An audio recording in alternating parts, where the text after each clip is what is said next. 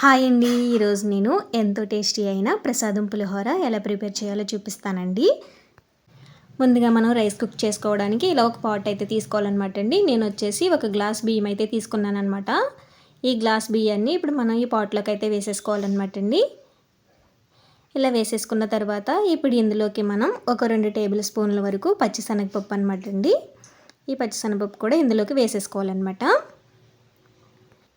ఇలా వేసుకున్న తర్వాత ఈ బియ్యాన్ని పచ్చిశనగపప్పుని మనం ఒక 2-3 సార్లు శుభ్రంగా కడిగేసుకోవాలన్నమాట అండి. ఈ విధంగా ఒక 2-3 సార్లు కడిగేసుకున్న తర్వాత ఇప్పుడు ఇందులోకి మనం రైస్ కుక్ చేసుకోవడానికి సరిపడినంత వాటర్ అయితే వేసుకోవాలన్నమాట అండి. ఇలా తగినంత వాటర్ అయితే వేసుకున్న తర్వాత మనం స్టవ్ వెలిగించుకుని స్టవ్ మీద పెట్టుకుని ఉడికించుకోవాలన్నమాట ఈ రైస్ని. ఈ లోపల మనం మిగిలిన ప్రాసెస్ అయితే చేద్దామండి. ఇప్పుడు మనం చింతపండు అయితే తీసుకోవాలన్నమాట అండి. చింతపండు వచ్చేసి ఒక పెద్ద నిమ్మకాయ సైజ్ అయితే మనకి కరెక్ట్గా సరిపోతుంది అనమాట అండి. చూసారు కదా, ఈ మాత్రం సైజ్ అయితే తీసుకుని మనం ఈ బౌల్లోకి అయితే వేసేసుకుని శుభ్రంగా కడిగేసుకుని నానబెట్టుకోవాలన్నమాట అండి. స్టవ్ మీద మనం రైస్ పెట్టాం కదండి, మధ్య మధ్యలో చూసుకుంటూ ఉండాలన్నమాట అండి. అలా అని ఎక్కువగా కలిపేయకండి, మనకి ముక్కల కింద అయిపోతుంది అనమాట రైస్ అనేది. ఇప్పుడు వచ్చేసి ఒక బౌల్ అయితే తీసుకోవాలన్నమాట అండి. ఇప్పుడు ఈ బౌల్లోకి ఒక టేబుల్ స్పూన్ల వరకు ఆవాలు అయితే వేసుకోవాలన్నమాట అండి. ఇలా పెద్ద సైజు ఆవాలు అయితే బాగుంటాయి అన్నమాట అండి. ఇలా వేసుకున్న తర్వాత ఇప్పుడు ఈ ఆవాలన్నీ మునిగేటంత వరకు కూడా వాటర్ అయితే వేసుకోవాలన్నమాట. ఈ ఆవాలని మనం కాసేపు నానబెట్టుకోవాలన్నమాట అండి. చూసారు కదా, ఈ విధంగా అయిన తర్వాత మనం నానబెట్టేసుకోవాలి కాసేపటి వరకు కూడా.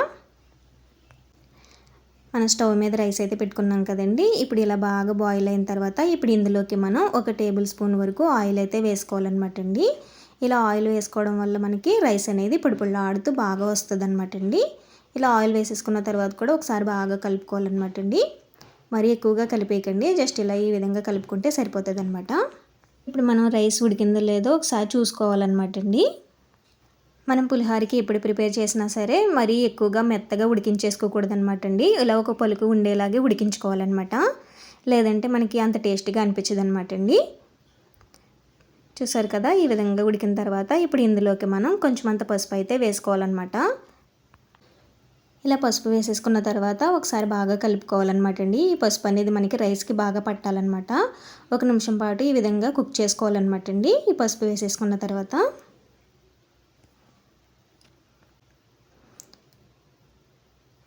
చూసారు కదండి, ఈ విధంగా 1 నిమిషం పాటు కుక్ చేసుకోవాలన్నమాట. ఇప్పుడు రైస్ ఉడికిందో లేదో ఒకసారి చెక్ చేసుకోండి. ఈ విధంగా ఇలా ఒక్క పలుకుంటే సరిపోతుంది అనమాట. చూసారు కదా, ఈ విధంగా అయితే సరిపోతుంది అనమాట అండి. ఇప్పుడు మనం వాష్ చేసి పక్కన పెట్టేసుకోవాలి. ఇప్పుడు చింతపండు తీసుకున్నాం కదండి, ఈ చింతపండుని బాగా స్మాష్ చేసుకుని గుజ్జు అయితే తీసుకోవాలన్నమాట అండి. మనం ముందుగా ఆవాలని అయితే నానబెట్టుకున్నాం కదండి, ఈ ఆవాలని ఇప్పుడు మనం మెత్తగా పేస్ట్ చేసేసుకోవాలన్నమాట అండి. ఇప్పుడు ఈ ఆవాల్ని మనం మెత్తగా మిక్సీ అయినా సరే పట్టుకోవచ్చు అనమాట అండి. నేనైతే ఇందులో రుబ్బేసుకుంటున్నాను అనమాట. ఇలా మెత్తగా బాగా స్మాష్ చేసేసుకుని పక్కన పెట్టేసుకోండి. ఇప్పుడు ఈ రైస్ని మనం ఒక బౌల్లోకి అయితే ట్రాన్స్ఫర్ చేసేసుకోవాలన్నమాట. ఏ బౌల్లో అయితే మనం పులిహోర ప్రిపేర్ చేయాలనుకుంటున్నామో ఆ బౌల్లోకి అయితే వేసేసుకోవాలన్నమాట అండి. ఇలా మొత్తం రైస్ అయితే వేసేసుకుని కాసేపు చల్లారనివ్వాలన్నమాట అండి. ఈ రైస్ మనకి చల్లారితే బాగుంటుంది అనమాట అండి. చూసారు కదా, ఈ విధంగా మొత్తం రైస్ అంతా వేసేసుకున్న తర్వాత కాసేపు పక్కన పెట్టేసుకోండి. ఇప్పుడు స్టవ్ వెలిగించుకుని కడాయి అయితే పెట్టుకుని ఇందులోకి ఒక 5-6 టేబుల్ స్పూన్ల వరకు ఆయిల్ అయితే వేసుకోవాలన్నమాట అండి. ఈ ఆయిల్ అనేది వేడైన తర్వాత ఇప్పుడు ఇందులోకి మనం తాలింపు అయితే వేసుకోవాలన్నమాట అండి. 1 టేబుల్ స్పూన్ పచ్చిశనగపప్పు, 1 టేబుల్ స్పూన్ మినపప్పు, 1 టేబుల్ స్పూన్ ఆవాలు, 1 టేబుల్ స్పూన్ జీలకర్ర అనమాట అండి. అలాగే ఒక 2-3 టేబుల్ స్పూన్ల వరకు వేరుశనగ గుళ్ళు అనమాట అండి. ఇవన్నీ వేసుకున్న తర్వాత మంచిగా ఫ్రై చేసుకోవాలన్నమాట అండి. నేను వచ్చేసి పల్లి నూనె తీసుకున్నాను అనమాట అండి. పల్లి నూనె వేసుకోవడం వల్ల పులిహోర టేస్ట్ అనేది చాలా బాగుంటుంది అనమాట. మనకి ఇవన్నీ కూడా మంచిగా ఫ్రై అవ్వాలన్నమాట అండి. సగం వరకు ఫ్రై అయితే సరిపోతుంది అనమాట. చూసారు కదా, ఈ విధంగా బాగా ఫ్రై అయిన తర్వాత ఇప్పుడు ఇందులోకి మనం ఇలా పచ్చిమిర్చిని కట్ చేసి వేసుకోవాలన్నమాట. ఇలా నిలువుగా కట్ చేసుకోవాలన్నమాట. ఒక 4-5 పచ్చిమిర్చి అయితే వేసుకున్నానండి. ఇందులోనే 1 ఇంచు అల్లం ముక్కని ఇలా చిన్న చిన్న ముక్కలుగా కట్ చేసి వేసుకోవాలన్నమాట. అలాగే ఒక గుప్పెడు కరివేపాకు కూడా వేసుకోవాలన్నమాట అండి. ఇవన్నీ వేసిన తర్వాత మనకి తాలింపు అనేది మంచిగా ఫ్రై అవ్వాలన్నమాట అండి. మనకి తాలింపు అనేది మంచిగా ఫ్రై అవుతే మనకి పులిహోర టేస్ట్ అనేది ఇంకా బాగుంటుంది అనమాట అండి. మాడిపోకుండా దగ్గరుండి మంచిగా ఫ్రై చేసుకోవాలన్నమాట అండి. చూసారు కదా, ఈ విధంగా కాస్త ఫ్రై అయిన తర్వాత ఇప్పుడు ఇందులోకి మనం ఒక 2 ఎండుమిర్చిని కూడా ఇలా ముక్కలుగా కట్ చేసి వేసుకోవాలన్నమాట. ఇలా ఇవన్నీ వేసుకున్న తర్వాత మంచిగా ఫ్రై చేసుకోండి. చూసారు కదండి, మనకి ఈ విధంగా బాగా మంచిగా ఫ్రై అయ్యేటంత వరకు ఫ్రై చేసుకోవాలన్నమాట. ఈ విధంగా ఫ్రై అయితే సరిపోతుంది అనమాట అండి. ఇప్పుడు ఇందులోకి మనం చింతపండు గుజ్జు తీసి పక్కన పెట్టుకున్నాం కదండి. ఇప్పుడు ఈ గుజ్జుని యాడ్ చేసేసుకోవాలన్నమాట ఈ తాలింపులోకి.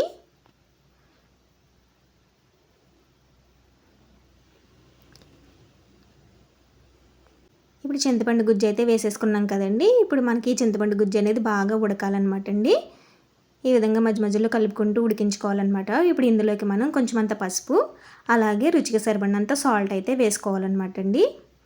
ఇలా సాల్ట్ వేసేసుకున్న తర్వాత మనం ఒకసారి బాగా కలుపుకోవాలన్నమాట అండి. మనకి ఇది చింతపండు గుజ్జు అనేది దగ్గరికి అయ్యేటంత వరకు కూడా మంచిగా కుక్ చేసుకోవాలన్నమాట అండి. మనకి ఆయిల్ అనేది పైకి తేరాలన్నమాట. అప్పటి వరకు కూడా మంచిగా కుక్ చేసుకోవాలన్నమాట అండి. ఈ విధంగా కుక్ అయ్యే లోపల మనం వేరే ప్రాసెస్ అయితే చేసుకుందామండి. మనం రైస్ పక్కన పెట్టుకున్నాం కదండి. ఇప్పుడు ఈ రైస్లోకి మనం ఆవాలు పేస్ట్ చేసి పెట్టుకున్నాం కదండి. ఇప్పుడు ఈ పేస్ట్ని మనం రైస్లోకి వేసుకుని బాగా కలుపుకోవాలన్నమాట. ఈ రైస్కి పట్టేటట్టుగా మంచిగా కలుపుకోవాలన్నమాట అండి.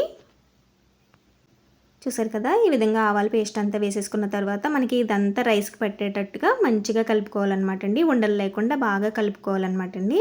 మొత్తం రైస్ అంతా పట్టేలాగా కలుపుకోవాలన్నమాట అండి. బాగా ఎక్కువగా స్మాష్ చేసేయకుండా లైట్గా ఇలాగా కలుపుకోవాలన్నమాట. చూసారు కదా, ఈ విధంగా కలుపుకున్న తర్వాత పక్కన పెట్టేసుకోండి. చూసారు కదండి, మనకి చింతపండు గుజ్జు అనేది బాగా దగ్గరికి అంటాయి. మనకి ఆయిల్ అనేది పైకి తేరుకుంది కదండి. ఈ విధంగా అయితే సరిపోతుంది అనమాట. ఇప్పుడు స్టవ్ ఆఫ్ చేసేసుకుని మనం కాసేపు చల్లనిద్దామండి. చూసారు కదండి, చింతపండు గుజ్జు అనేది మనకి కంప్లీట్గా చల్లారిపోయింది కదండి. ఈ విధంగా చల్లారిపోయిన తర్వాత ఇప్పుడు మనం రైస్ పక్కన పెట్టుకున్నాం కదండి. ఈ రైస్లోకి వేసేసుకోవాలన్నమాట ఈ చింతపండు గుజ్జు అనేది. ఈ విధంగా మొత్తం అయితే వేసేసుకోవాలన్నమాట అండి. ఇలా వేసేసుకున్న తర్వాత మనకి రైస్కి బాగా పట్టేటట్టుగా మంచిగా కలుపుకోవాలన్నమాట అండి. ఈ చింతపండు గుజ్జు అనేది మనకి రైస్కి బాగా పట్టేటట్టుగా మంచిగా కలుపుకోవాలన్నమాట అండి. మొత్తం ఈవెన్గా కలిసేటట్టుగా కలుపుకోవాలన్నమాట అండి. మనకి ఉండలు అనేవి లేకుండా మంచిగా కలుపుకోవాలన్నమాట. మనకి గరిటతో కలిపినా అంత ఇదిగా అయితే కలదనమాట అండి. మనకి పులిహోర ఎప్పుడు కూడా చేతితో కలుపుకుంటేనే మంచిగా కలుస్తుంది అనమాట అండి. పులిహోర కలిపేటప్పుడు ఎక్కువగా బాగా ఇలా పిసికేయకుండా జస్ట్ ఇలా పామినట్టుగా ఇలా చూపిస్తున్న విధంగా కలుపుకోవాలన్నమాట. చూసారు కదా, ఈ విధంగా కలుపుకున్నారంటే మనకి బాగా కలుస్తుంది అనమాట అండి పులిహోర అనేది. ఈ విధంగా బాగా కలిపేసుకున్న తర్వాత ఇప్పుడు ఇందులోకి మనం నిమ్మరసం అయితే వేసుకోవాలన్నమాట అండి. నేను వచ్చేసి ఒక నిమ్మకాయనైతే వేసుకుంటున్నాను అనమాట. ఈ నిమ్మరసం వేసుకోవడం వల్ల మనకి టేస్ట్ అనేది చాలా బాగుంటుంది అనమాట అండి. మొత్తం చింతపండే వేయకుండా ఇలా నిమ్మరసం కూడా వేసుకుంటే చాలా బాగుంటుంది అనమాట. చూసారు కదా, ఈ విధంగా 2 నిమ్మబద్దల్ని కూడా పిండేసుకున్న తర్వాత మంచిగా ఒకసారి బాగా కలుపుకోవాలన్నమాట అండి. ఈ విధంగా మంచిగా వేసేసుకుని కలుపుకున్న తర్వాత ఇప్పుడు ఇందులోకి మనం 1 టేబుల్ స్పూన్ వరకు నెయ్యి అయితే వేసుకోవాలన్నమాట. ఇలా నెయ్యి కూడా వేసేసుకున్న తర్వాత మంచిగా ఒకసారి బాగా కలుపుకోవాలన్నమాట అండి. చూసారు కదా, ఇలా నెయ్యి వేసేసిన తర్వాత కూడా మంచిగా ఒకసారి బాగా కలుపుకోవాలన్నమాట అండి. ఈ పులిహోర అనేది మనకి వెంటనే కాకుండా కాసేపటి తర్వాత సర్వ్ చేసుకుంటే చాలా బాగుంటుంది అనమాట. మనకి పులుపు అంతా పట్టి రైస్కి టేస్ట్ అయితే చాలా బాగుంటుంది అనమాట అండి.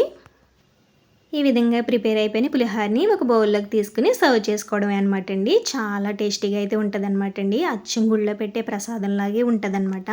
ఇలా చింతపండు నిమ్మరసం వేసి కలిపి చేసుకుంటే మనకి పులిహోర టేస్ట్ అనేది చాలా బాగుంటుంది అనమాట అండి. మీరు కూడా తప్పకుండా ట్రై చేసి ఎలా ఉందో కామెంట్లో చెప్పండి. Bye bye.